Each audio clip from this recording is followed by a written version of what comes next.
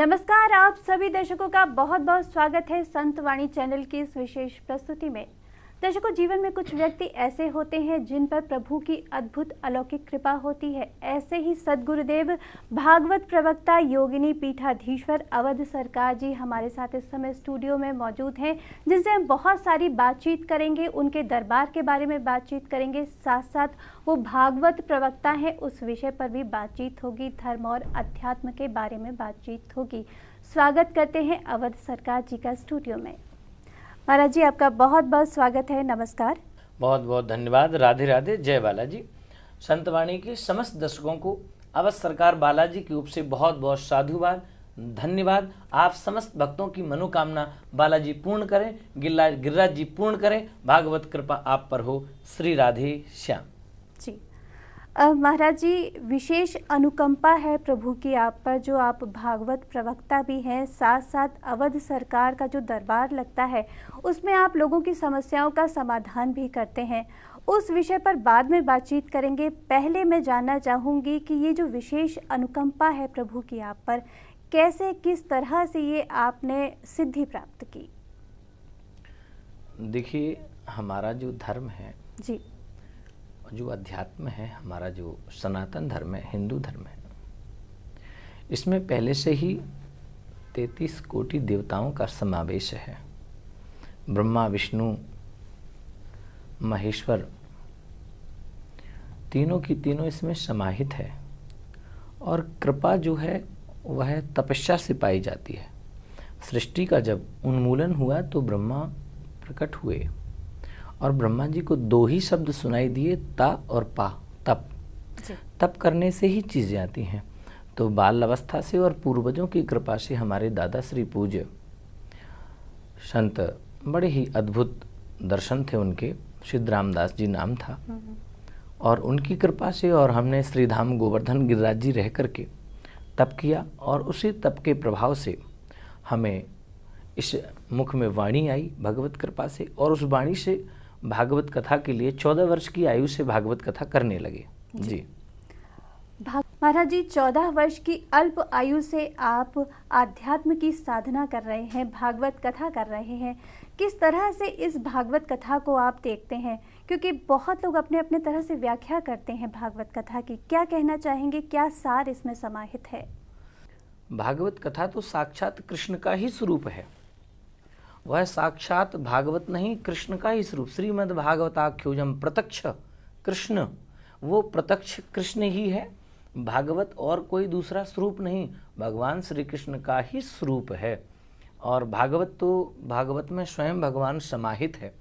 जो भी व्यक्ति उसका रसपान कर लेता है वो जन्म जन्मांतर के पापों से मुक्त हो जाता है और उसे सद्गति प्राप्त हो जाती है। मरने के पश्चात तो होती ही होती है, लेकिन इस धराधाम में, इस कलयुग जैसे युग में जो भी कथा का रस अमृत पान कर लेता है वह धन्य हो जाता है। एक श्लोक मुझे याद आता है, पिबत भागवतम रसमाल्यम मुहुरहो रसिका भुवि भाविका। भागवत को जो पीता है, सुनता नहीं, जो पीता है। अब पीने का और सुनने का दोनों में बहुत फर्क है। सुना आपने इस कान से और दूसरे कान से निकाल दिया।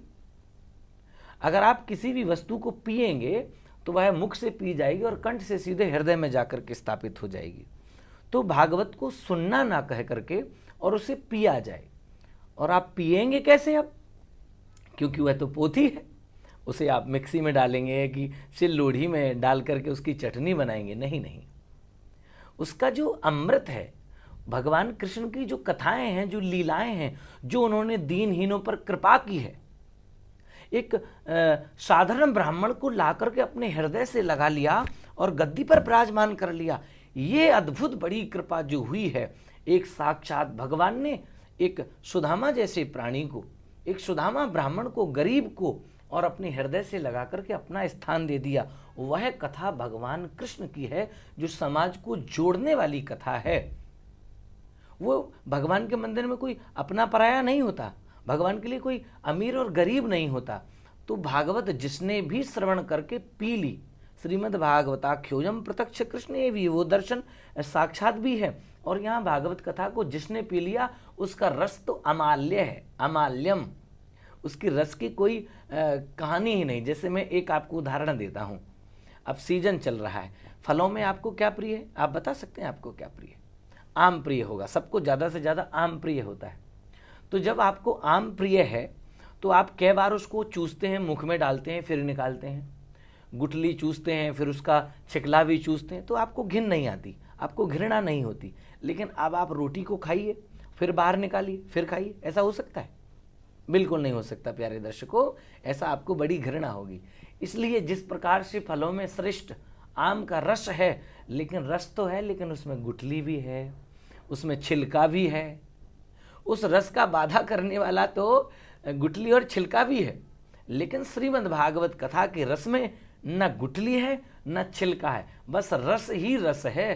पिबत भागवतम रसमाल्यम, तो उसको पीने वाला तो धन्य ही है, और जो पिला रहा है, जो उस रस को दे रहा है, वो भी बड़ा धन्य है। जी जी, श्रवण मात्र से कल्याण हो जाता है भागवत के, तो इसमें अगर हम उस रस को पी लें, आत्मसात कर लें, तो कल्याण निश्चित है। लेकिन महाराज जी, सवाल ये उठता है कि आज जो जनरेशन है वो तर्क के आधार पर समझना चाहती है और उन्हें लगता है कि कथाओं का कितना महत्व है। आपके अनुसार कैसे युवाओं को इस ओर लाया जाए? जी देखिए, अगर आप तर्क देखते हैं, चाहे वो इंजीनियर हो, चाहे वो टीचर हो, चाहे वो वैज्ञानिक हो, वो कोई भी हो और किसी भी स्तर पर उस पर ज्ञान हो, देखिए भागवत तर्कों से भरा हुआ है और तर्कों का उसने प्रमाण दिया हुआ है। एक जगह नहीं, कई जगह प्रमाण ले लीजिए। श्री ध्रुव जी महाराज की छोटी सी अवस्था और उनकी 5 वर्ष की अवस्था में ही भगवान उन्हें मिल गए। किसकी कृपा से? माता पिता की कृपा से। रामायण में ले लीजिए आप, माता की पिता की कृपा से, प्रातः काल उठ के रघुनाथा, मात पिता गुरु नावहि माथा, अपने गुरु और माता पिता को प्रणाम करते थे। ये बिल्कुल प्रैक्टिकल है। आज कोई पढ़ा लिखा व्यक्ति अपने माता पिता की सेवा नहीं करता और वह कहता है मैं धर्म कर रहा हूँ, तो ये धर्म नहीं है। भागवत यही धर्म और यही तर्क सिखाती है कि अगर आप अपने माता पिता की सेवा करते हैं तो आप भागवत जरूर श्रवण करेंगे। अगर आप सत्संग करते हैं तो आप भागवत की ओर आएंगे। अगर आप सत्संग करते हैं तो आप कथा की ओर आएंगे और कथा का पान करेंगे। और जब आप कथा को सुनकर के उसका पान कर लेंगे तो मानिए एक बार में ही आपका कल्याण होना बिल्कुल सुनिश्चित है। कथा ऐसी ही है। अब युवाओं को कैसे लाया जाए, मैं समझाता हूं क्यों जरूरी है कथा, जीवन में क्यों सुनी जानी चाहिए और जरूरी क्यों है कथा। देखिए, एक बार स्वामी विवेकानंद जी बैठे हुए थे। उन्होंने अपने शिष्य को बुलाया और बुला करके कहा, शिष्य बैठ गया और स्वामी जी अपनी कमंडल को मांज रहे थे, धुल रहे हैं, काफी समय हो गया, 1 घंटा 2 घंटा, वह चमकने लगा। तो शिष्य ने कहा, स्वामी जी क्षमा करें तो एक बात कहूं। तो स्वामी जी बोले, कहिए ना, क्या कहना चाहते हैं। तो बोले, देखिए आप 1 घंटा 2 घंटे से इस बर्तन में बर्बाद कर रहे हैं मांजने में, इतना तो आप अगर भजन करते तो अच्छा रहता। तो स्वामी जी बोलते, अच्छा ऐसा करो, इस कमंडल को आप ले जाओ और जितना साफ है इतना ही साफ मुझे दे देना, ठीक है। वो बोला, इसको तो मैं 2 मिनट में ही साफ करके दे दूंगा। स्वामी जी ने कहा, ठीक है। उसने ले जा करके और दे दिया, रख दिया घर पर, आश्रम पर। स्वामी जी 1 महीने के बाद बोले, भाई शिष्य, वो जो मैंने कमंडल दिया था वो लेके आओ। वो दौड़ा दौड़ा घर गया तो उसमें बहुत सारे दाग लग चुके थे, कई जगह से सफाई नहीं थी और सारी जगह से दाग लग गए। और वह शिष्य गया दौड़ा दौड़ा और उसने 2-5 मिनट साफ किया, लेकिन वह गंदगी नहीं हटी। अब जब गंदगी नहीं हटी तो उसने और समय लगाया। स्वामी जी वहाँ बार बार बुला ही रहे थे कि लाओ हमारा कमंडल लाओ, कमंडल लाओ। वह दौड़ करके गया और उस कमंडल को दे दिया। स्वामी जी ने देखा इधर से उधर से बड़ी गंदगी लगी है। क्यों भाई सेवक, आपको हमने क्या कमंडल इतना ही साफ दिया था? बोले, नहीं गुरुजी, कमंडल तो आपने बहुत ही साफ दिया था, लेकिन मैंने उसे रख दिया और रखने के कारण इतने दाग। तो बोले, आप उसको मांज लेते। कि गुरुजी मैंने बहुत मांजा, बहुत टाइम लगाया, लेकिन जितना आपने चमकदार दिया था उतना नहीं रहा। तो ऐसे ही भागवत श्रवण करने का क्या मतलब है इस कमंडल का और भागवत कथा का? अगर आप धर्म की ओर नहीं आएंगे, चर्चा की ओर नहीं आएंगे, सत्संग की ओर नहीं आएंगे, तो समाज की जितनी भी बुराइयां हैं उस कमंडल की तरह आप में दाग लग जाएगा। और वह दाग कौन धुल सकता है? भगवान की कथा ही उस दाग को धुल सकती है। इसलिए आज के युवाओं को सत्संग करना चाहिए, सत्संग में जाना चाहिए और भागवत कथा, राम कथा ऐसे और संतों के आश्रम में जाकर के सेवा करनी चाहिए। तभी उनकी हृदय में लगे हुए दाग, हृदय में चल रहे क्वेश्चन, हृदय में चल रही परेशानियां, आज के युग में हर वर्ग का जीव परेशान है। वो परेशान अपने कर्मों से ही है। यही कर्म वह कर रहा है कि वह बार बार अपने अतरंग भाव को नहीं मांझ रहा है। और जिस दिन वह मांझने लग जाएगा, जिस दिन वह भागवत की शरणागति ले लेगा, उस दिन उसके जीवन से कष्ट मिट जाएंगे। श्री राधे। और अब चर्चा कर लेते हैं धर्म और अध्यात्म में क्या फ़र्क है, क्योंकि बहुत बारीक ये फ़र्क होता है लेकिन समझना इसको बड़ा मुश्किल है। देखिए, धर्म और अध्यात्म में कोई फ़र्क नहीं है जी। अगर आप क्वेश्चन ऐसा करते कि धर्म किसे कहते हैं तो वो थोड़ा अलग हो जाता जी। और धर्म और अध्यात्म ऐसा है जैसे दही और श्रीखंड। जैसे दही खाने में बड़ा ही स्वादिष्ट लगता है, ऐसे ही श्रीखंड खाने में बड़ा स्वादिष्ट लगता है। धर्म और आध्यात्मिक दोनों एक ही पटल के विषय हैं। चाहे कोई धर्म की ओर चला जाए, चाहे कोई अध्यात्म की ओर चला जाए। अध्यात्म की ओर जाएगा तो वह अंदर से परमात्मा को पाएगा, धर्म की ओर से जाएगा तो वह अंदर से भी परमात्मा को पाएगा और बाहर से भी सभी मनुष्यों में परमात्मा का ही स्वरूप देखेगा। एक संत हैं, वह संत कई साल तक चलकर के पैदल रामेश्वरम की यात्रा करते हैं, गंगोत्री से आते हैं जल चढ़ाने के लिए, और रास्ते में उन्हें एक गधे के रूप में एक पशु मिल जाता है और वह जोर जोर से जल को देख करके चीखने लगता है। और वह संत एकनाथ जी महाराज उस गधे से अपने कमंडल को बचाते हैं, कहीं मेरा जल ना पी ले, लेकिन वो बार बार उस कमंडल की ओर देख करके चिल्लाता है कि मुझे प्यास लगी है। संत तो दयालु ही होते हैं। ये आध्यात्मिक और धर्म दोनों की चर्चा कर रहा हूं मैं। उन्होंने कितनी आध्यात्मिक परेशानियां झेली, वह जल लेकर के आए कितनी दूरी से, और उन्होंने उस जल को वहां रामेश्वर में चढ़ाना ही था कि एक पशु आ गया गधे के रूप में और वह उसका स्वरूप गधे का, और वह पानी देख करके पीने की चेष्टा करता है, लेकिन अगर वह पानी पी लेता है तो फिर वह रामेश्वर को जल क्या चढ़ाए। फिर उनकी इतने सालों की जो तपस्या थी, तीन सालों की, वो तो बेकार हो जाएगी। लेकिन उन्होंने कहा कोई बात नहीं है, तुझ में मुझ में खड़ग कम में, हरि व्यापक सर्वत्र समाना, कहाँ नहीं है मेरा ईश्वर। कोई बात नहीं, ये जल पी लेगा, ये जीवित रहेगा, मेरा जीवन रहेगा तो मैं दोबारा से भगवान शिव को जल चढ़ा दूंगा, कोई बात नहीं। ऐसा ही हुआ। उन्होंने जैसे कमंडल रखा, उस गधे के स्वरूप से ही भगवान शिव प्रकट हो गए। तो यह धर्म है और यही आध्यात्मिक है। धर्म हमको सिखाता है दूसरे के जीवन को बचाना ही धर्म है, दूसरे के दर्द को अपना लेना ही धर्म है, दूसरे की परेशानियों को हल कर देने का नाम ही धर्म है।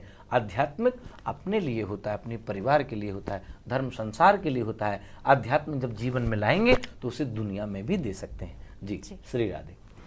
महाराज जी, एक सवाल और होता है हमारे जो भक्तजन हैं उनके मन में कि जब जब भागवत का जिक्र आता है लेकिन वहाँ पे श्री राधा रानी का जिक्र नहीं मिलता, ऐसा क्यों? क्योंकि आह्लादनी शक्ति कही जाती है कृष्ण जी की, उनके बिना उनकी पूजा अधूरी मानी जाती है, उनका नाम अधूरा माना जाता है, लेकिन ऐसा क्यों कि भागवत में जिक्र नहीं है उनका? देखिए, अभी इसी विषय पर बड़ा विवाद चला था वृंदावन में जी। बड़े दो पूज्य संत थे, दुनिया जानती है उनको, हमारे अच्छे मित्र हैं, पूज्य अनिरुद्धाचार्य जी महाराज और पूज्य गुरुदेव, जिन्होंने बहुत सारे शिष्यों को, और इस विषय पर बहुत ही उन्होंने अपनी अपनी राय रखी थी। देखिए, दो विषय है। राधा शब्द कहाँ नहीं है, किधर नहीं है। अगर आप भागवत को देखें तो वह राधा में ही है। कृष्ण की शक्ति तो राधा ही है, भजन राधा ही है, ब्रज राधा ही है। किस संत के मुख से आप राधा नहीं सुनेंगे? तो एक तो महसूस करने का विषय होता है कि नहीं, मेरी किशोरी श्री राधा है, और एक शास्त्र की बात होती है, कहीं लिखा होता है, कहीं प्रत्यक्ष रूप से होता है और कहीं अप्रत्यक्ष रूप से होता है।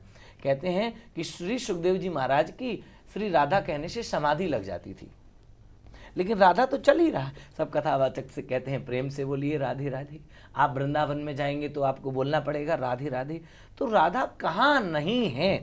अब आप वही धर्म की बात समझ लीजिए कि राधा उन लोगों को दिखाई नहीं देगी जिन्होंने राधा को नहीं देखा, अपितु राधा तो हर एक शास्त्र में है, कहाँ नहीं है। राधा तो प्राण है, हमारे भी प्राण है और शास्त्र का भी प्राण राधा है। महाराज जी, धर्म और आध्यात्म पर लगातार आपसे चर्चा हो रही है, बहुत अच्छी अच्छी जानकारी यहाँ पर आपसे हुई है। अब हम बात कर लेते हैं अवध सरकार दरबार के बारे में, जिसकी चर्चा आज चारों ओर है। लोग इससे लाभान्वित हैं और जो जो समस्याएं जीवन में है, चाहे वो असाध्य रोग हो, उनसे भी लोग निजात पा रहे हैं। कैसे ये घटनाएं घट रही हैं? कहा जाता है कि जो लोग चलने में असमर्थ हैं वो आपके पास आते हैं और दौड़ने लग जाते हैं। ये जो कृपा हो रही है, किस तरह से घटित हो रही है? देखिए, ये कृपा ही है जी। और कृपा कभी दिखाई नहीं जाती, कृपा तो बस होती है। चमत्कार दिखाए जाते हैं लेकिन कृपा दिखाई नहीं जाती जी। कृपा तो बस होती है। ऐसे ही मुझ पर गुरु कृपा हुई है, पितृ कृपा हुई है, मेरे इष्ट की कृपा हुई है। तो दरबार में जो भी व्यक्ति अपनी समस्या लेकर के आता है, देखिए आज दरबारों का विषय बड़ा चल रहा है। दरबार क्या है देख लीजिए आप, दरबार किसे कहते हैं? दरबार है भगवान का दरबार, दरबार है राधा कृष्ण का दरबार, दरबार है बालाजी का दरबार, दरबार है आपका भी दरबार है। हर एक व्यक्ति के दरवाजे पर दरवाजा लगा हुआ है, वो भी दरबार है, लेकिन उसमें आपके ही सदस्य आ रहे हैं, कोई नहीं आ रहा है।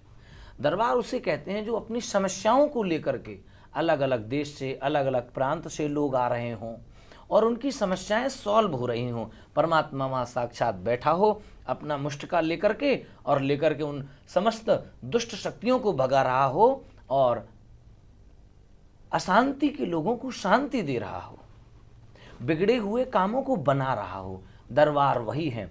और हमारे दरबार में तो सिर्फ भक्तों पर कृपा होती है। कृपा कैसी होती है कि हम पर्चा भी लिखते हैं, जो परमात्मा कह देते हैं वह लिख देते हैं, लेकिन उनका निदान 100 में 100% होता है। देखिए 100 का मतलब होता है अगर 80% भी अगर आप 100 में आ गए तो आप पास माने जाते हैं। पास तो यूँ 50% में भी माने जाते हैं, लेकिन 80% में 90% में आपके मार्क अच्छे आ जाते हैं।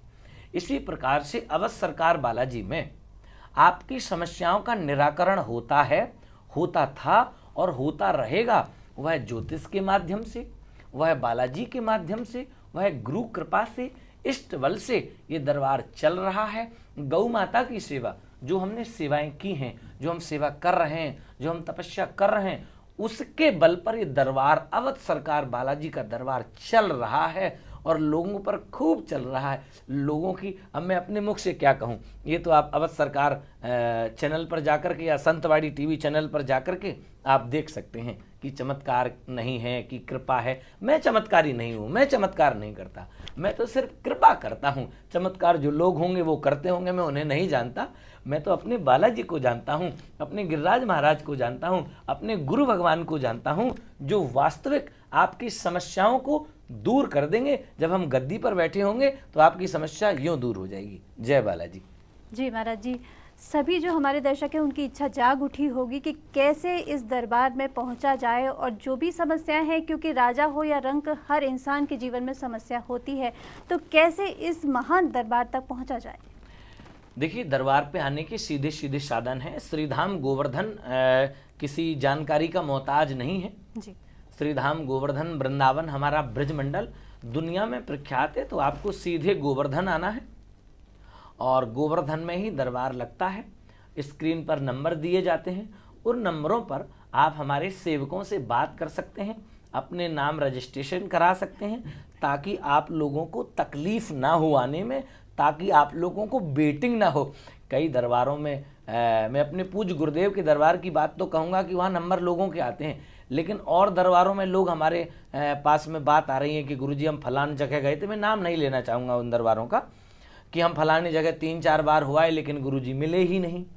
कई दरबार वाले दावा करते हैं कि नहीं हमारा दरबार तो फ्री में चलता है। महाराज जब फ्री में चलता है तो वो जो गरीब लोग हैं उनके पर्चे क्यों नहीं बनते? सिर्फ उन्हीं के पर्चे बन जाते हैं जो रसूख वाले होते हैं। तो ऐसा क्यों? तो हमारे देश में ऐसा होता आया है, चाहे वह कोई भी हो, गरीबों को पकड़ता है कि नहीं नहीं हम गरीबों के हैं, हम गरीबों के हैं, लेकिन गरीबों का कोई कल्याण नहीं करता। लेकिन मैं आपसे कह रहा हूँ कि हमारे दरबार में सिर्फ और सिर्फ गरीब ही आते हैं और गरीबों का ही काम होता है और गरीबों का काम होता रहेगा। दरबार पूरी तरह से निःशुल्क है, इसमें कोई शुल्क भी नहीं लगता। अगर आप आएंगे तो कोई शुल्क नहीं है इस विषय का। हाँ, अगर आप घर बैठे हमसे कोई परामर्श लेना चाहते हैं, हमारी बात करना चाहते हैं, हमारे तप में से आप विघन डालेंगे, तो आश्रम के लिए आपको कुछ राशि उसके लिए देनी ही पड़ेगी।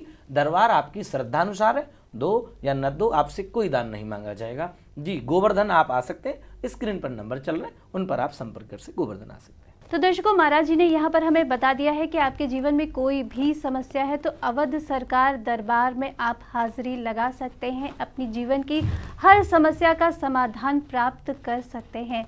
महाराज जी, अगर हम बात करें कि समस्याएं जीवन में आती हैं, तो जब आपके पास लोग आते हैं तो किस तरह की समस्याएं हैं? क्या आपको कोई ऐसा यादगार अनुभव है जो लगे कि नहीं, ये समस्या हल नहीं होनी थी, लेकिन प्रभु की कृपा से उस समस्या का समाधान हुआ? हाँ, अभी हाल ही में एक रिटायर फौजी आए थे जी, और उनको 4 लोग पकड़ करके लेकर आए थे, और दिल्ली में ही कहीं हम अनुष्ठान कर रहे थे महामृत्युंजय जप, तो उनको हमारे सेवकों ने उठा करके हमारे समकक्ष रखा और उनकी पत्नी भी आई थी। वो बोली कि गुरुजी हम चल नहीं पाते, और हमें तो पूरा कॉन्फिडेंस था कि हमारे बालाजी हैं और कृपा करेंगे, हमें तो पूरा विश्वास था, हमें अपने इष्ट पर, अपने गुरु पर विश्वास था। तो हमने कहा ठीक है, आप नहीं चल पाते, लेकिन आज यहाँ से चल के जाओगे, और गारंटी नहीं, लेकिन आज यहाँ से चल के जाओगे। तो वो प्रैक्टिकल अवध सरकार यूट्यूब पर आपको देखने को मिल जाएगा। आप देख सकते हैं कि वह चल करके गए थे। मुझे एकाएक लगा कि इसका हल कैसे होगा, और ये तो ऐसे कैसे होगा, लेकिन परमात्मा की कृपा से मुझे बलाया आदेश हुआ कि नहीं, यह चलेंगे, और वह चले, और वह दौड़े भी, और उन पर बालाजी की कृपा हुई। कई ऐसे वाकिया हैं। कई लोगों ने कैंसर की बात बताई कि गुरुजी कैंसर हो गया है, तो हमने कहा कैंसर की दवाई लीजिए। बोले वही तो समस्या है कि कैंसर की दवाई नहीं लगती। तो हम भी रह गए कि कैंसर की तो कोई इलाज है ही नहीं, आपने इलाज करा लिया थरिष्ट।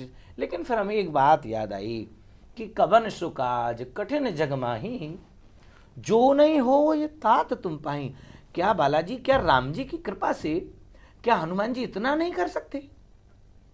कौन सा ऐसा काम है जो आपसे नहीं हो सकता? हमने तो सुना है मरे हुए व्यक्तियों पर आपने कृपा करी, हमने तो सुना है कि अपने पति की, एक पतिव्रता स्त्री अपने यमराज से पति की जान लौटा के ले आई अपने संकल्प से। तो क्या बाबा इतनी कृपा नहीं कर सकते? तो उन्होंने कृपा करी और आश्रम की भभूत दी गई, और उस भभूत से वो सही हो गए। एक 36 साल की महिला, नाम सुना हो गया आपने, बागेश्वर, वहीं के पास की एक महिला थी।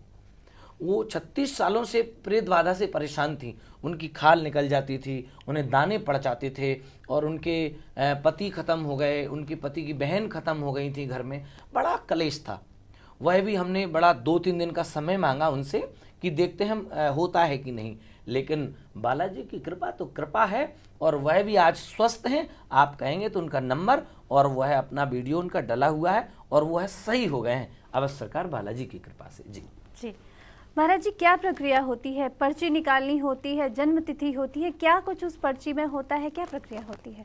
देखिए, प्रक्रिया कुछ नहीं है, बस आपको क्या करना है, किसी भी हनुमान मंदिर जाना है जो प्राचीन हो, उस हनुमान मंदिर पर लाल पीला कपड़ा लेकर के जाना है, और हनुमान जी पर अपनी अर्जी लगा देनी। किसी भी मंदिर, भारत देश के या विदेशों में या दूर देश बैठे हुए लोग, कहीं भी आप लोग बालाजी का नाम लेकर के, और उस अर्जी को अवध सरकार बालाजी का नाम लेकर के, और उन बालाजी पर अपनी मनसा व्यक्त कर दीजिए। यानी जो बातें आपको समस्या है वो वहां बोल दीजिए उस मंदिर पर, और बस आप फोन उठाइए और स्क्रीन पर चल रहे नंबरों पर बात कीजिए, अपना रजिस्ट्रेशन कराइए। जिस समय भी हम फ्री रहेंगे अपनी साधना से, श्रीमद् भागवत कथा से फ्री होंगे, आपके सवालों का जवाब देने के लिए बस पेन कागज उठाएंगे, और अपने आप आपकी समस्या लिख जाएगी और उसका निदान लिख जाएगा। अगर आप करेंगे तो 100% आपको लाभ होगा। जी दर्शकों, ये हमारा सौभाग्य है कि अवध सरकार दरबार के बारे में आज हम चर्चा कर रहे हैं महाराज जी के साथ, और महाराज जी ने बता दिया है कि क्या प्रक्रिया है आपकी समस्याओं के समाधान के लिए। आपको जाना है, हनुमान मंदिर में अर्जी लगानी है, और किस तरह से संपर्क करना है महाराज जी से, महाराज जी ने ये भी यहाँ पर आपको बताया है। तो बिना देर किए हुए, यदि आपको लगता है कि कोई भी समस्या है, छोटी बड़ी कोई भी समस्या है, उन सभी समस्याओं का समाधान आप प्राप्त कर सकते हैं अवध सरकार दरबार से। नंबर्स लगातार आपकी टीवी स्क्रीन पर बने हुए हैं। महाराज जी, आगे बढ़ते हैं और अब चर्चा कर लेते हैं आपके सेवा प्रकल्पों के बारे में, आपके सानिध्य में जो भी सेवा प्रकल्प संचालित हैं उनके बारे में, क्योंकि जब आप भागवत कथा कर रहे हैं तो स्वाभाविक सी बात है कि यहाँ पर जो भी मनुष्य है उनकी दीन दुखियों के लिए आप निरंतर प्रयासरत हैं कि उनका उत्थान हो, उनका जीवन सुचारू रूप से चलता रहे। क्या क्या सेवा प्रकल्प हैं, कैसे उनकी प्रक्रिया चलती है?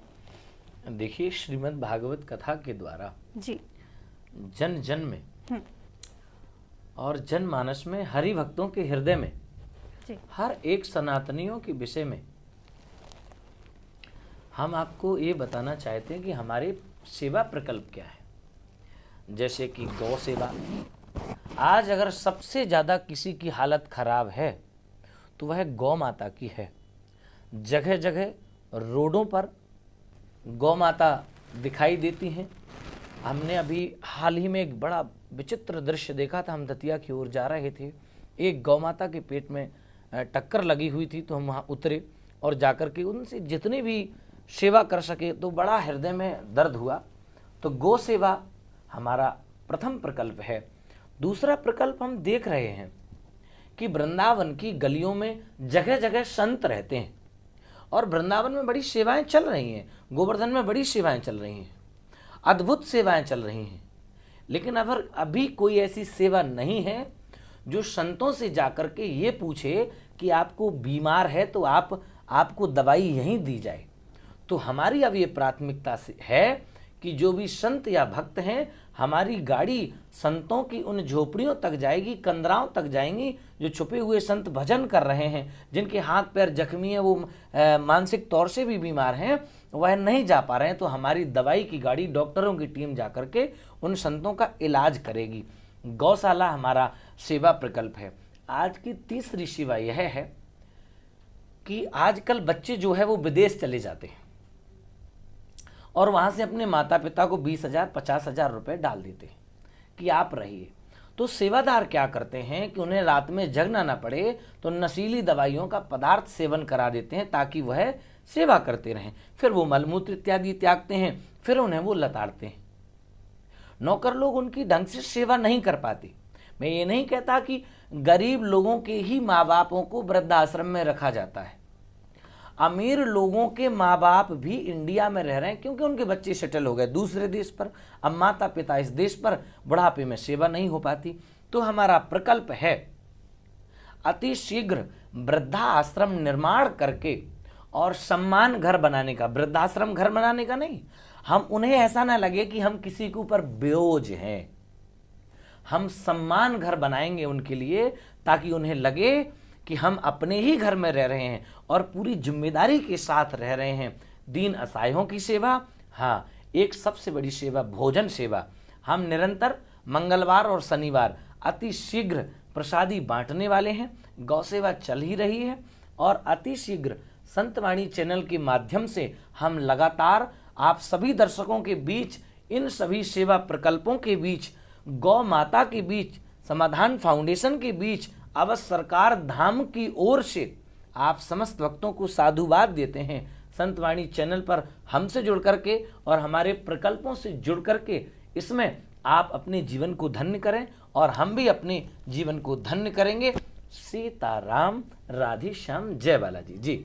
तो दर्शकों, महाराज जी से हमने ये समझ लिया है कि कौन कौन से सेवा प्रकल्प संचालित हैं और कौन कौन से अभी योजनाओं में हैं। किस तरह से इन योजनाओं को साकार किया जाए, वो एक स्वप्न महाराज जी के मस्तिष्क में है। वो सपना तभी साकार होगा जब हम सबका सहयोग इसके लिए बना रहेगा। तो आइए हम भी पुण्य के लिए एक कदम और बढ़ाएं और जो भी सेवा प्रकल्प हैं उनके सहयोग के लिए हम भी प्रयास करें। महाराज जी, बहुत बहुत धन्यवाद आपका कि इतनी सुंदर यहाँ पर आपने भागवत की व्याख्या की, साथ साथ अवध दरबार से किस तरह से लोगों को सहयोग हो सकता है, समस्याओं का निदान हो सकता है, उसकी चर्चा भी आपने की। आगे फिर आपसे चर्चा होगी। आज के लिए फ़िलहाल इतना ही। आप यहाँ पर आए, इतना अमूल्य समय दिया, उसके लिए आपका बहुत बहुत धन्यवाद। नमस्कार। आप सभी के दर्शकों को, संतवाणी के दर्शकों को अवश्य सरकार बालाजी की ओर से खूब खूब आशीर्वाद। आपके समस्त कष्ट दूर हों। राधे राधे राधे।